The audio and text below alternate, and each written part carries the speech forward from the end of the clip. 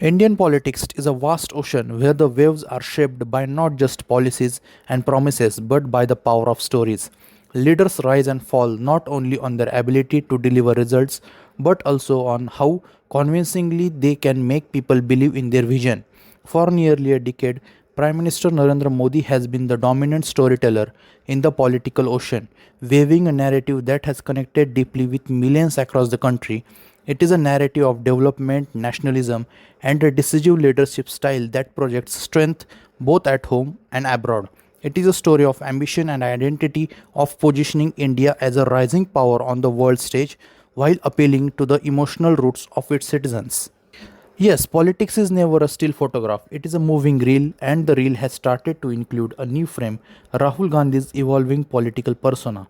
For years, Rahul was seen through a particular lens as a member of the Nehru Gandhi family, as a reluctant politician, and to critics as someone who lacked the sharpness and consistency needed for India's highest offices. But over time, and especially in the last few years, this perception has begun to shift. Through deliberate public outreach and change in approach, he has started to build a narrative of his own, one that is based on unity, social justice, and the defense of democratic institutions. The contrast between the two leaders is striking. Modi thrives on the imagery of the strength, a leader who takes bold decisions, commands the stage, and speaks in the way that mobilizes crowds. His political journey from a grassroots RSS worker to the Chief Minister of Gujarat and the Prime Minister is itself a carefully told story that inspires his base. His tenure has been marked by large scale initiatives like Make in India, Swachh Bharat, Digital India, and infrastructure expansion, as well as assertive moves like the abrogation of Article 370 and the rollout of goods and service taxes. His messaging blends economic goal with an emphasis on national pride, and his campaigns are known for their precision in targeting voter sentiments. Rahul Gandhi's approach is the opposite in pace and tone. Instead of commanding large stages with fiery speeches, he has chosen in recent years to walk long distances, to sit with farmers, students, and workers, and to engage in conversation that feels less like political rallies and more like personal exchanges. His Bharat Jodo Yatra was emblematic of his shift, a months long journey on foot that aimed to bridge divides and present him as a leader who listens. It was not just about covering kilometers, it was about covering emotional distance between himself and a population that often saw him a distant or disconnected. Both leaders speak to India, but they speak in different dialects of political language.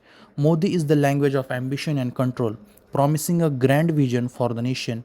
Rahul's language of empathy and inclusivity, promising to protect diversity and democracy. For the voter, the question becomes which of these languages do they wish to speak as a country?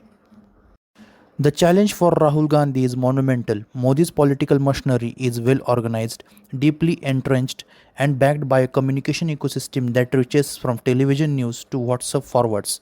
Modi's image is reinforced daily through a blend of official communication and informal narratives circulating in the public domain. Rahul must compete in this arena not by trying to mimic it, but by finding way to make his alternative story equally compelling.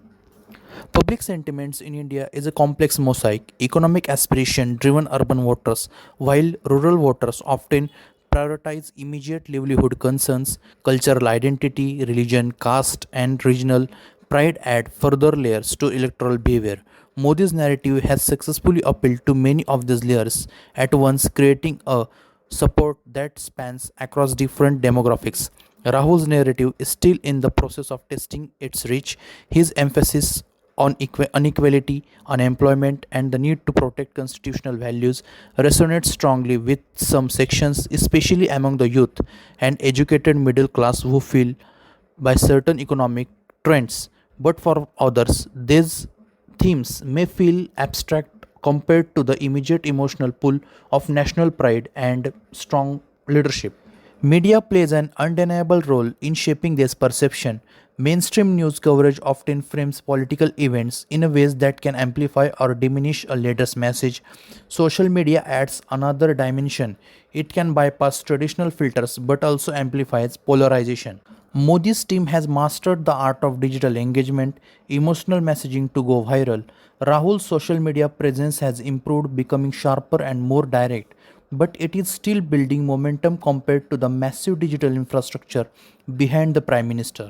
Looking ahead, several scenarios could unfold. If anti-incumbency against Modi's government begins to grow, Rahul's narrative could benefit, but only if it presents a clear, credible alternative. On the other hand, if Modi continues to deliver visible projects, maintain international stature, and keep the opposition fragmented, Rahul's challenge could remain uphill. Indian voters have a history of making unexpected decisions when the mood shifts. The 1977 election after the emergency, the 2004 victory of the Congress led coalition despite prediction, and the 2014 BJP landslide are all reminders that political dominance is never permanent. In that sense, both Modi and Rahul know that they are not just fighting each other, they are fighting to align themselves with the mood of the nation at the right moment. In the end, the future of this contest will depend on more than speeches, yatras, or rallies. It will depend on which leader's story feels like the story of India itself. Modi has spent a decade embedding his narrative into the national imagination. Rahul Gandhi is now trying to write his own chapter in that book. Whether it will be a footnote, a parallel storyline, or the next title page is something only time and the people will decide.